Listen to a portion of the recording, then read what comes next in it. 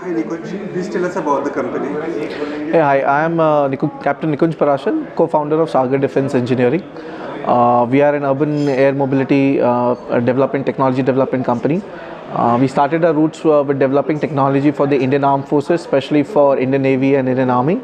And this is where now we have pivoted into the urban air mobility sector.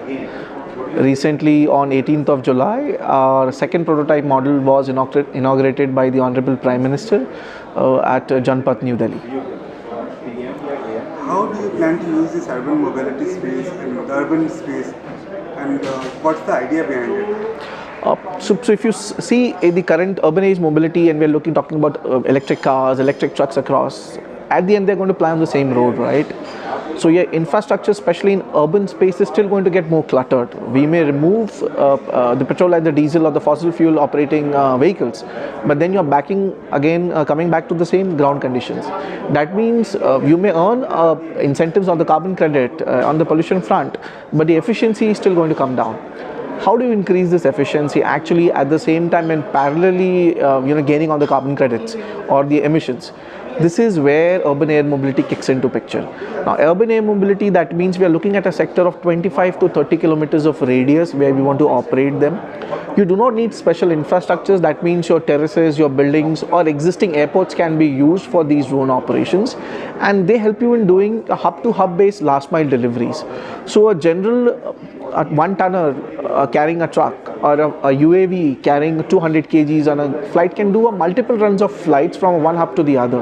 That means it increases your efficiencies, it removes the clutter from the ground space, and at the same time helping you to get an emission-free environment. One is in the logistics sector. Second, if you look at the prepaid taxi services which we are going in, a general concept there is you will find one single person sitting in that taxi and going from a destination A to B. A general destination of between 12 to 14 kilometers at times in peak periods takes you between 45 to an hour. Delhi, Mumbai, it can take to 1 hour to an hour and a half. Whereas in case if we start using these copters for passenger aerial vehicle deliveries, they're going to take between 6 to 7 minutes to reach your destination. So what we are working towards is adding those extra 60 minutes of time in your 24 hours of life. But when you say you will be using the urban space for transportation, how safe is it? Because again, like in startups, there is a saying, if cows can fly, the shit can happen. True. So there are the chances when the drones can crash anytime because of the batteries or anything like that. So how safe is it? How do you? So absolutely, this safety is a bigger challenge, and now you see our bigger airplanes flying, right? So it's gone over the years of evolutions. It's the same way the drone renaissance is happening now. You would not see a human flying straight away today.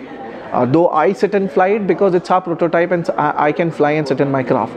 But what we are looking at, and human flying in it basically in an urban area would look at 4 years down the line, because the policy needs to come into place, the certifications need to come into place. But before the human kicks into flying into it, you're going to bring the cargo logistics, bigger drones coming in. Now let us look at the safety parameters of these bigger drones, right? So when you look at the safety parameters, they are multi-rotors, they are not fixed wings. When you look at multi-rotors, means failing of multiple rotors also will keep the drone flying in. When you look at the batteries and power management, it is not that if it has 10 batteries, even one fails, the drone is going to come down. So it will be like 50% to 60% of the battery failing. Also, the drone will keep flying till it comes back across. Then the heart of these drones are autopilots. So generally, the drones which are flying today are single autopilot driven. But the drones which we are building for larger cargo deliveries and human flying have quad-redundant autopilots. Comes a question, everything fails. Can happen, it's electronics, it's battery. Then there's a ballistic parachute. So we are looking at a 1 in a billion of failure at the end of the day, with mathematics and stats to prove that if this happens, so you are looking at a 1 case in a billion. And if that happens too, there will be a learning from it. So it's a proactive and industry, a very positive industry. It doesn't work on a reactive mechanism. So already there is a legacy since the Wright brothers till the Boeings of the world, which has happened today.